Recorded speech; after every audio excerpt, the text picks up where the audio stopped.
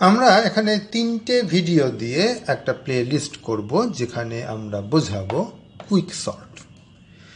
এই বোঝানোটা আমার সি প্রোগ্রামিংয়ের বই, যেটা এই শরৎ বুক হাউস বা লেভান পাবলিশ করেছে, সেই বইয়ের অংশ। সেই বইয়ের সঙ্গেই এই ভিডিওটা লিঙ্ক করা আছে। তা আমরা এখানে এই কুইক সর্ট ব্যাপারটাকে বোঝাবো 3টে ভিডিওতে। তার মধ্যে প্রথম ভিডিওতে পুরো জিনিসটা ছবি দিয়ে বুঝবো, তারপরের ভিডিওতে পুরো ব্যাপারটা ধাপে ধাপে প্রোগ্রামিংয়ের মতন করে বুঝবো, আর 3 নম্বর ধাপে গিয়ে সত্যিকারের প্রোগ্রাম লেখাটা দেখব।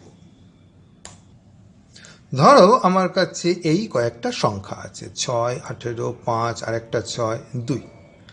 এগুলো এলোমেলোভাবে সাজানো রয়েছে। আমি চাই এগুলোকে ছোট থেকে বড় পরপর সাজাতে বা সর্ট করতে। তার জন্য একটা কায়দা আমরা আলোচনা করব, সেটা হলো কুইক সর্ট। এর জন্য প্রথমে মনে করে এগুলো যেন একটা ঝুড়ির মধ্যে রয়েছে। এইবার এই ঝুড়ি থেকে যে কোনো একটা সংখ্যা তুমি বার করে নাও। ধরো আমরা বার করে নিলাম এই 6 সংখ্যাটা। এই 6 সংখ্যাটাকে আমরা বলবো আমাদের পিভট। এইবার করব কি, এই যে বাকি সংখ্যাগুলো, এগুলোকে দুভাগে ভাগ করব। সেই সব জিনিস যেগুলো 6-এর থেকে বড়, আর বাকিগুলো যারা 6-এর সমান বা ছোট। এর জন্য প্রথমে দুটো ফাঁকা ঝুড়ি নিয়ে শুরু করি। এবার আমি এই সংখ্যাগুলোকে একে একে তুলব। ধরো প্রথমেই আমি তুললাম 18। 18 আমি দেখছি 6-এর থেকে বড়, তাই 18 চলে গেল এই ঝুড়িতে।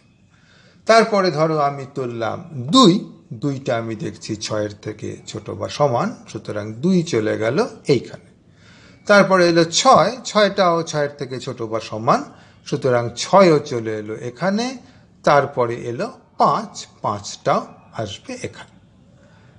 সুতরাং এটা আমার একটা ধাপ শেষ হলো। এখানে আমার অরিজিনাল যে ঝুড়িটা ছিল, সেই ঝুড়িটা পুরো ফাঁকা হয়ে গেল। যাবতীয় সংখ্যাই হয় এদিকে নয় এদিকে চলে এসেছে, আর একটাকে আমি নিয়েছি পিভট। তাহলে এখন আমি জেনে গেছি যে যাবতীয় সংখ্যার সাপেক্ষে পিভটের অবস্থানটা কি। এই ঝুড়িতে যারা আছে তাদের পরে, আর এই ঝুড়িতে যারা আছে তাদের আগে। 6 থাকবে মাঝখানে, 2, 6, 5 কোনো একটা অর্ডারে থাকবে, আবার 18টা থাকবে তার পরে। এখানেই হচ্ছে আমার প্রথম ধাপের শেষ। এই কুইক সর্টের মূল আইডিয়াটা হচ্ছে, আমি তো একটা বড় ঝুড়ি নিয়ে শুরু করেছিলাম, সেই ঝুড়িটাকে ভেঙে ভেঙে এরকম ছোট ছোট ঝুড়িতে পরিণত করা, এবং একটা ঝুড়ি যখন যথেষ্ট ছোট হবে তখন সেটা আমি গায়ের জুড়েই সর্ট করে ফেলতে পারবো। যেমন আমি এখানে দেখতে পাচ্ছি এই ঝুড়িটা যথেষ্ট ছোট, সাইজ মোটে 1, তাই এটা সর্ট করা হয়েই আছে। তাই আমি এই ঝুড়িটাকে ভুলে গেলেই চলে, 18 সংখ্যাটা সর্ট করাই আছে।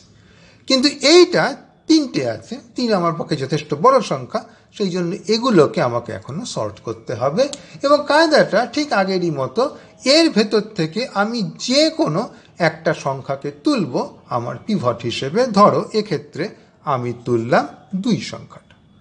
তাহলে বাকি যে দুটো আছে তাদেরকে একে একে আমি দুটো গুচ্ছে ভাগ করব, দুটো ঝুড়িতে ভাগ করব। সেই সব সংখ্যা যেগুলো 2-এর থেকে ছোট বা সমান, এবং সেই সব সংখ্যা যেগুলো 2-এর থেকে বড়। এবার আমি প্রথমে তুললাম 6। আমি দেখতে পাচ্ছি এটা 2-এর থেকে বড়, তাই এটা চলে এলো এখানে। তারপরে আমি তুলব 5। এটাও 2-এর থেকে বড়, তাই এটাও চলে এলো এখানে। এইটা হচ্ছে আমার ফাঁকা ঝুড়ি। তাহলে এবার আমার কাছে কি কি ঝুড়ি আছে এটা তো আমি ভুলে যেতেই পারি এখন।